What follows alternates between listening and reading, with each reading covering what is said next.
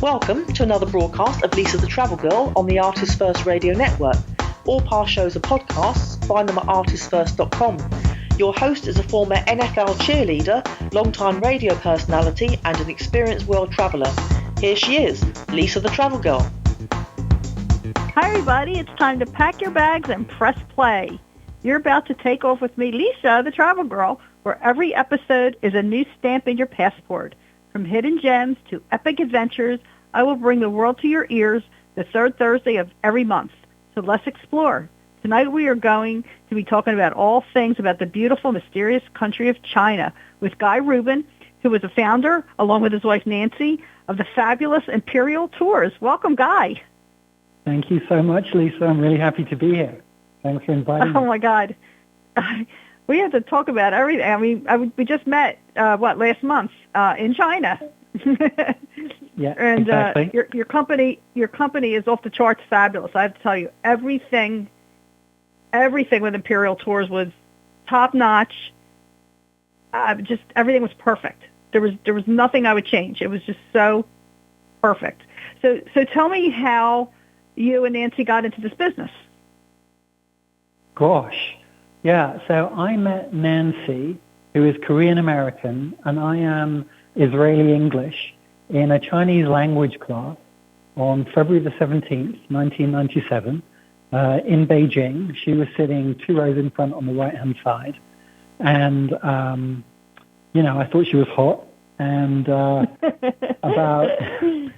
2.5 years later, on the 1st of October, 1999, we'd started a luxury travel business when neither of us had ever done anything in travel before, other than the fact that we had ourselves traveled.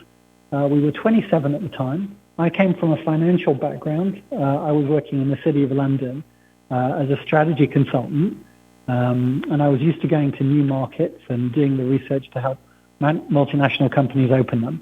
Meanwhile, Nancy was an archaeologist, and she was about to do her third postgraduate degree in a very niche area of archaeology, which is basically 7th to 10th century celadons. She'd already done 3 digs in South Korea, and she was quite rare in that she was being invited to do a Chinese dig. Archaeology is actually quite a nationalist area, and people from other countries are generally not invited on other countries' digs. But because she had the background, then they were inviting her onto it. So we met. She was improving her Chinese, and she was learning classical Chinese to progress her academic career. At the time that we met, I was going to do something completely different. I was going to research Chinese multinationals that were listed, and that was my plan. I planned to sell that to various overseas investment banks. But we met, and people started visiting us while we were both progressing our careers in separate ways. And we generally discovered that what people thought about China and what we felt to be true about China was radically different.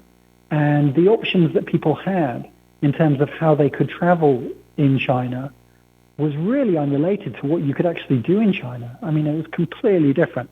We were there at an incredibly rare and fortunate moment in China's history.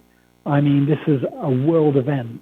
The liberalization of China, the economic liberalization, but the blossoming of China.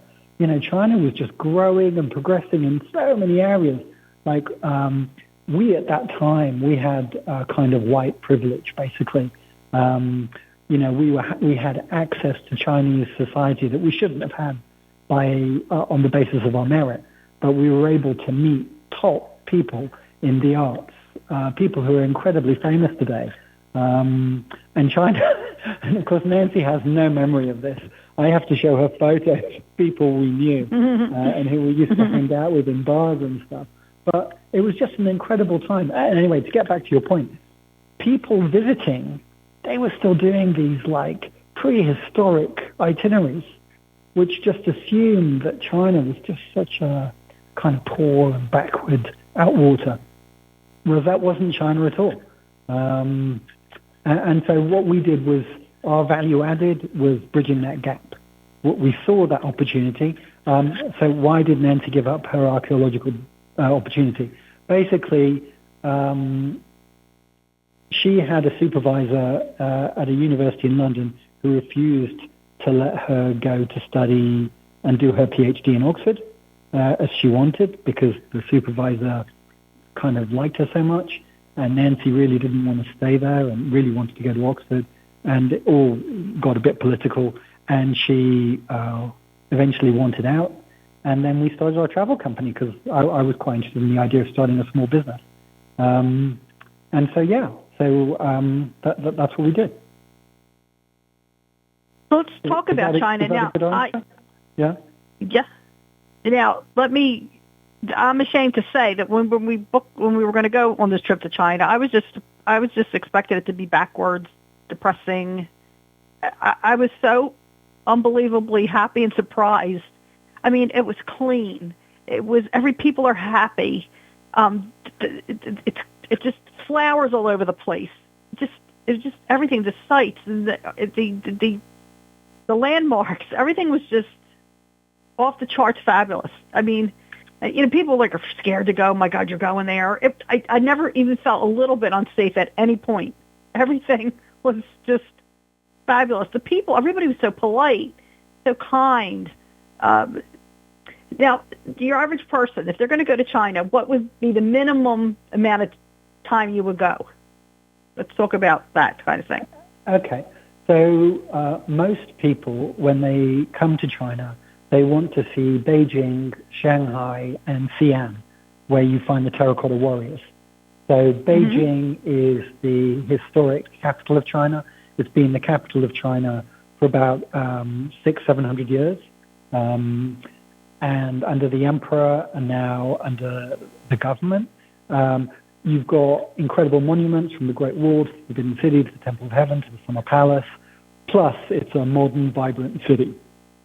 Then Shanghai is very much the most Western and business-friendly city in China. It is incredibly dynamic.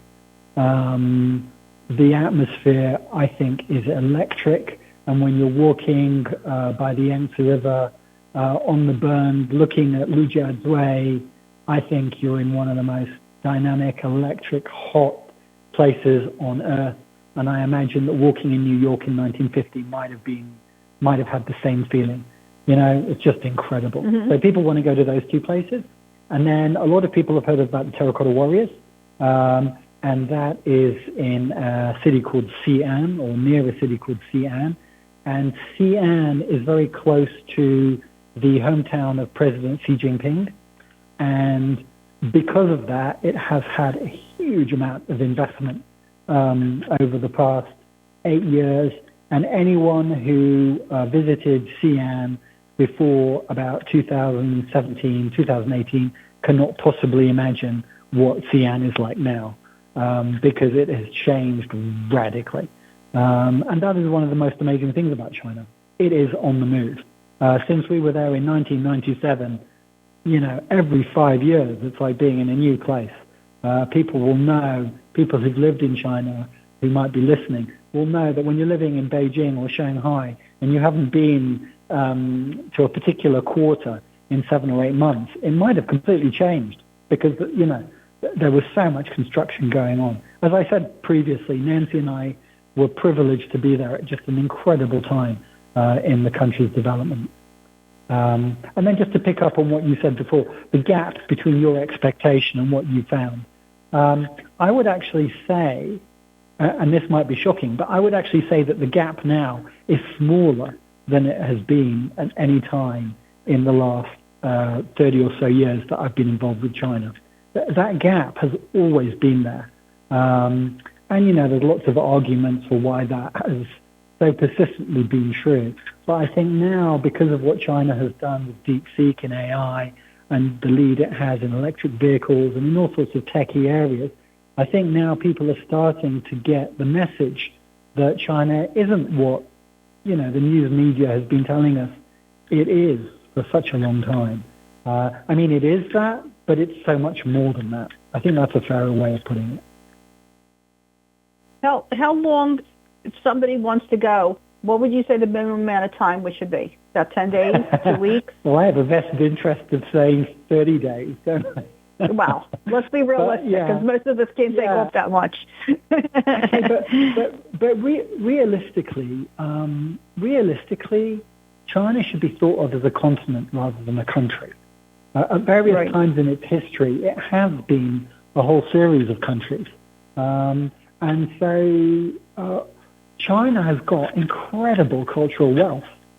So although most Americans visiting China will come for, say, 14 days, because it has to be long enough to make it worthwhile to make the trip.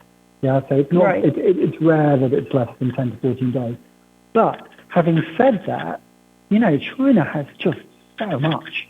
We do ultra luxury travel, and we are used to serving the most demanding clients in the world. And that's something that we did right from the word go. And travel agents, when we walked into their office when they were 27, when we were 27, and they thought, am I going to entrust my top clients to these 27-year-olds? They found it a bit of a wacky thought. But we have dealt with the very top of the market since the very first day we began, and so we're used to that market, and we're used to wowing these kinds of people. And I would say that China has 30 days of amazing travel within it. How can I illustrate that story? Let me do it like this way. We have a client coming in May who is the founder of a multinational, multi-billion-dollar company. And he's traveling with us for the second time, and he wants to go to Chengdu. Actually, he wants to go to Zhou. And I recommended him not to do that for various reasons. But he said, well, what is there to do in Chengdu, where I was recommending? And I started going through it. And then he said, well, I've never heard of the Lushan Buddha. And I said to him, well, we don't even supply the Lushan Buddha in the first 2 days of our itinerary in Chengdu. But to be perfectly true, if the Lushan Buddha was in any other country, it would be one of the country's top sites. Right. And just to give you an idea, the Lushan Buddha is, I'm going to get the number wrong, but it's like a 40-meter high rock Buddha carved out of a cliff face on the side of a river. It is an amazing sight. It is absolutely a shockingly amazing sight, and it is that good. And yet we don't even feature it in our 2-day itinerary to Chengdu. So that is to say that is how many other things there are to do in Chengdu. For example, I can tell you in Chengdu about a place called Sanxingdui, which is just this crazy burial site that was discovered in 1932, actually. But then it wasn't really excavated until much later, when China was more secure in the 1980s. And they just found these amazing finds. For example, these gold masks that are very strange shape, but from the size of your little finger until the size of your dining room table. And no one kind of knows why they exist, but they're made out of solid gold, right? And there's about 30 of them that were discovered in these 3 sacrificial pits. And there's also jade. There's all sorts of things. There's bronze trees that are 10, 15 meters high. And yet, I think that most people listening to this radio show will never have heard of it. And yet, this is something that is true in, what is even a secondary destination in China. And yet, if it were anywhere else, I'm telling you, it would be the nation's national treasure.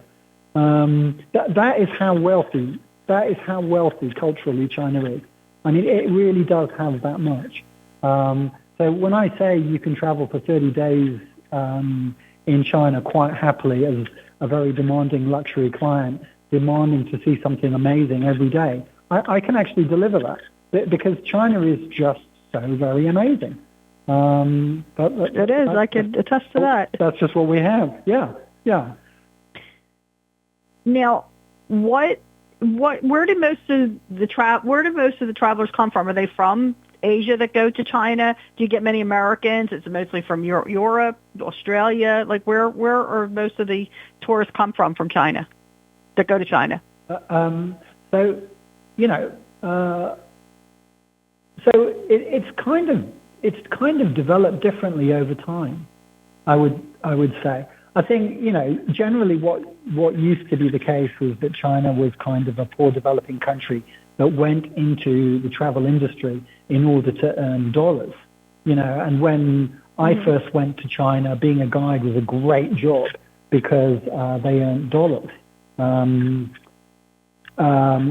so back in the day, you had people in the 1980s coming from the US and Western Europe primarily to China. Now, as China has progressed, it's obviously become wealthier. It's obviously moved up the value chain. It's obviously become a technology developer, leader in some areas. And so I would say the mix of people coming to China has very much broadened, yeah, along with economic and geopolitical ties. So, for example, we're getting a lot of people coming from Saudi Arabia now. That never used to be the case. And you know, a lot of the times, as I say, we do with ultra-luxury travel. So I think sometimes for us, business does drive our client base.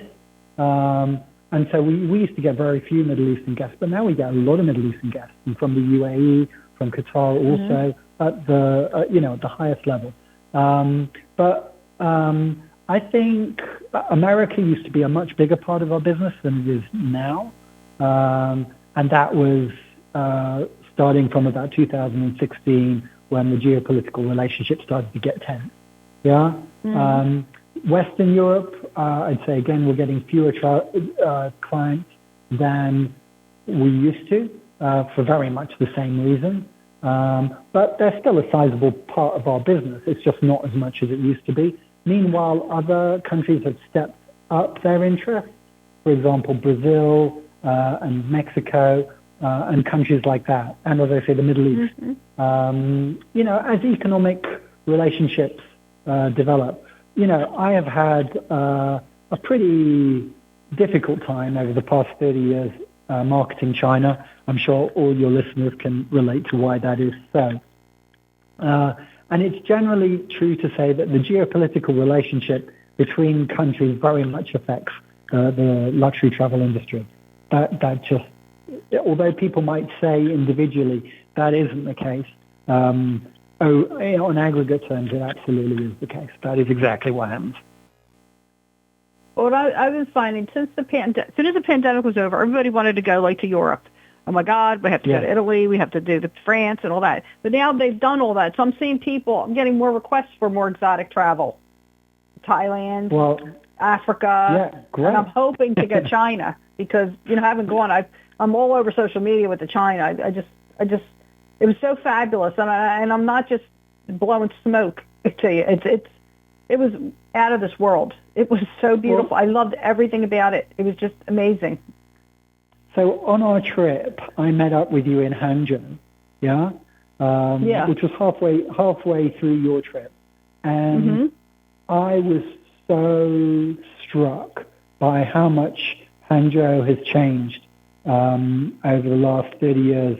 Actually, I was first in Hangzhou in 1992, so quite a long time ago. But it was so beautiful, and we were so lucky with the weather, and it was just stunning. So yeah, I mean, it really has progressed, and we were. And that's where the Venice was, isn't that? Isn't that where the Venice was, like the area like Venice? Yeah, exactly. Yeah, exactly. See, people didn't know that. I didn't know that. It was just unbelievable. Well, it's just another one of these destinations that many people haven't heard of, which are just absolutely amazing, you know. And I mean, that's where Marco Polo went. And it's just spellbindingly beautiful. But it's just that thought, you know, we're just very lucky. Yeah. Oh, just amazing. Now, the food. Let's talk about the food a little bit. Is the food different in different regions that you go to, or is it basically the same everywhere you go? Yeah, I mean, you can find a lot of information about this on the internet. It used to be the case that people used to broadly say that there were 4 different schools of cuisine in China, but more recently there have been some Americans actually that say that there's 100 different schools of cuisine in China. But it's very true that there are regional schools, and people have a certain attitude towards Chinese food in the sense that they think that maybe it's going to be difficult or a little bit extreme or out there, and they're going to have to eat things that they're not used to. What I would say to that is that we've been dealing with overseas guests in China for 30 plus years, and when people travel with us, we actually design their meals. So every meal in every restaurant, there's someone that puts that together so that people will both be comfortable with the food that they're being served, but at the same time be able to sample all the famous dishes in all the famous places. Yeah. So there's a famous pork knuckle in Shanghai. There's Peking duck, obviously in Beijing. In Hangzhou, you have much lighter, sweeter flavors. There's a vegetable dish that I love there, which is an aubergine and green pepper dish that is, delicious. And then obviously in Hong Kong, you go over there and you can have like Cantonese classics, from the soups to the Cantonese duck to the pork dishes. There's such a wide range of foods that Americans can enjoy fully, and also sample the different regional elements. One thing that I love in China, for example, is breakfast. The different breakfast foods that you get in China. You get amazing porridges, which are usually rice porridges, but could be millet porridge or other kinds of porridge. Then in Sichuan, you get different noodle dishes, which are delicious. And then in Shanghai, you get the kind of this donut that you can dip in soya milk. And then in Hangzhou, you can have spinach or pork-filled dumplings for breakfast. So, that just gives you a bit of insight into just how much variety there is across China, even in something as simple as a breakfast. Yeah. When we were in Beijing, they had like a soup station in the morning with the dumplings and the bok choy and all that. I think it was exactly. It was a restaurant in Beijing. Yeah, in the hotel. Yeah. No, it was amazing. And then you have the bullet train there too to get around. Well, yeah. So I think China, I can't remember the exact statistic, but China has built in the last 10 years more high-speed rail than the size of the European rail network. It's crazy what they've done. And then that's what, on your trip, you went on the train between Beijing and Xi'an. Yes. And there's 2 reasons for that, because we always used to do that by plane. And there's 2 reasons for that. The time versus the plane is roughly the same. But what I wanted to show people is the Chinese countryside. Yeah? Because often when you go to a country, people are used to seeing urban areas. And everyone, for most people, a city is a city is a city. And where you can't hide a country is in between cities. That's where you see the true wealth of a country and how developed it really is. So when you travel on that high-speed train between Beijing and Xi'an, it's very comfortable, but you look out of the window and you see, just how much China has changed. I imagine that a lot of your listeners are going to be expecting kind of paddy fields and water buffalo and maybe shanty towns and, basically how it used to be not so long ago. But what you'll find is canals and high voltage rail networks and, nice looking towns and tended fields and irrigation systems. It's just, it's honestly changed so much in my lifetime. Shanghai was amazing because the one side of the river is like a really high-end, beautiful, quote, Las Vegas. On the other side, you look like you're in Paris. It was just amazing. Yeah. So the one side of the building was built between about 1870 and 1930, 1940. Yeah. Mm-hmm. So, yeah. and I think the Waldorf Astoria Shanghai suites, which we saw, I think, they remind you of Paris. They remind you of the Grand Palais in Paris, for sure. And then at the same time, then we went across the river and we went up to, I can't remember if it's the 112th or the 120th. Yeah, I think it was 120. 120. 120, exactly. So, and you're standing at the 120th skyscraper and you look down at skyscrapers that are only 90 floors high. I know. It's crazy. It's just absolutely crazy. Yeah, no, but that's why I like it. It's always changing. It's so dynamic, and it's always kind of mind-boggling. So Lisa, you're going to have to come back in 8 years. I want to. I want to go to Korea too. Now I know you guys do Korea as well, so hopefully maybe we can get Nancy on the show to talk about Korea. I've never been there. Absolutely. Yeah. So we started Korea in 2024. Nancy is American Korean, and also an amazing place, but in a very different way. A very, very different way. Mm-hmm. I think one of the things, what's amazing about Korea from a Chinese point of view is China, you had the Cultural Revolution, right, which kind of interrupted a lot of traditional thought systems in China. But those traditional thought systems carried on in South Korea. Mm-hmm. So Neo-Confucianism, Buddhism, Taoism, all of these things are very much still alive in Korea. We think of Korea as a very tech place. Yeah, they've got Samsung, they've got LG, they've got all these companies that dominate semiconductor chips and screens and cars, and it's so tech savvy and modern and everything. But it's also an incredibly spiritual place. You go to a Buddhist monastery and you meditate there. It's amazing. And within their traditions, they've kind of accommodated all these various traditions. Like there's Taoism, there's shamanism, there's all of this stuff. So although you have this very technological aspect of Korea, you also have this very traditional and very spiritual aspect to it also, which is really interesting. And then, of course, you've got layers like K-pop, and you've got beauty and cosmetics and all of that kind of stuff also that is so appealing to so many people,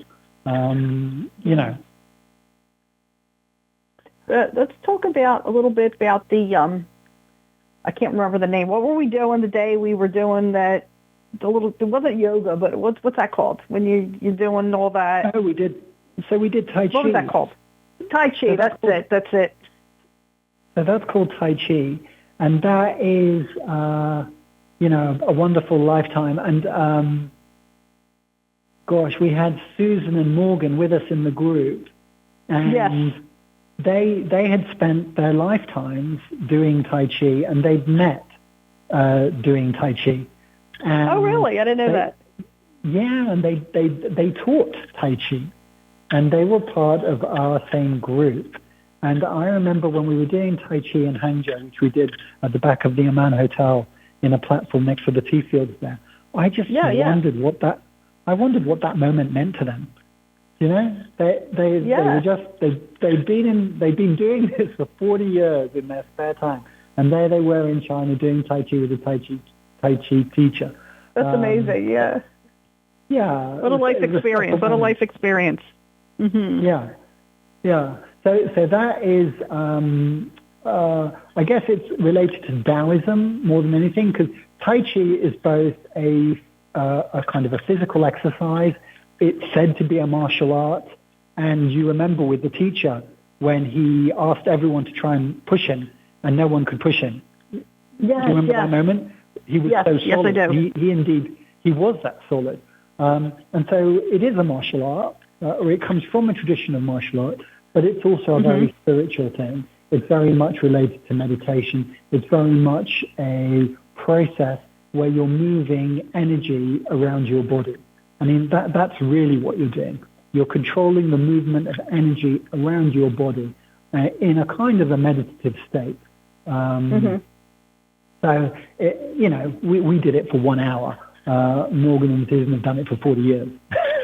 Right. I mean, but that's kind of the level of the disciplines that you can do. But there's other things that you can do. You can do Taoist meditation also in China. So there are still spiritual traditions in China that you can also try. Mm-hmm. Let's talk about Hong Kong real quick. How long would you, if while you're in China you would go over to Hong Kong?